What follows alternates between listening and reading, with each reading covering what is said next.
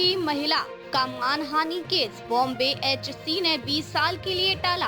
अब 2046 में होगी सुनवाई। बॉम्बे हाई कोर्ट के जस्टिस जैन ने कहा कि यह उन मामलों में से एक है जहां जीवन के अंतिम पड़ाव पर पक्षकारों के बीच अहंकार की लड़ाई सिस्टम को जाम कर देती है।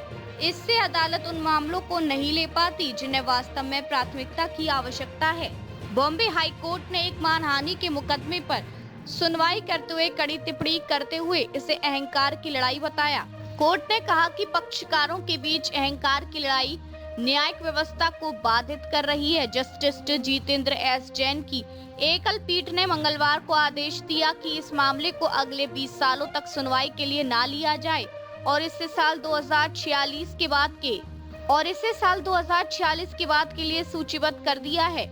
यह मुकदमा 90 साल की तारिणी बेन 57 साल के ध्वनि देसाई ने साल 2017 में केलिक राज भंसाली और अन्य के खिलाफ दायर किया था। मामला 2015 में श्याम कोऑपरेटिव हाउसिंग सोसाइटी की वार्षिक आम बैठक एजीएम के दौरान हुई कथित घटनाओं से जुड़ा है।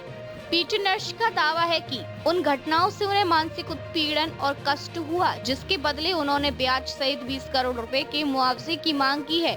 जस्टिस जैन ने कहा कि यह उन मामलों में से एक है जहां जीवन के अंतिम पड़ाव पर पक्षकारों के बीच अहंकार की लड़ाई सिस्टम को जाम कर देती है।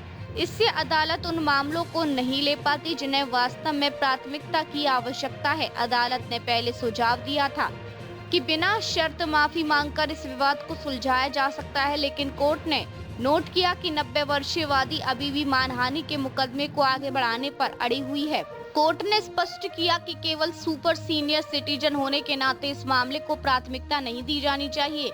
न्यायमूर्ति ने अपने आदेश में कहा कि मैं इससे ज्यादा कुछ नहीं कहना चाहता, सिवाय इसके लिए इस मामले को अगले 20 सालों तक हाथ में ना लिया जाए, इसे 2046 के बाद के लिए लिस्ट करें।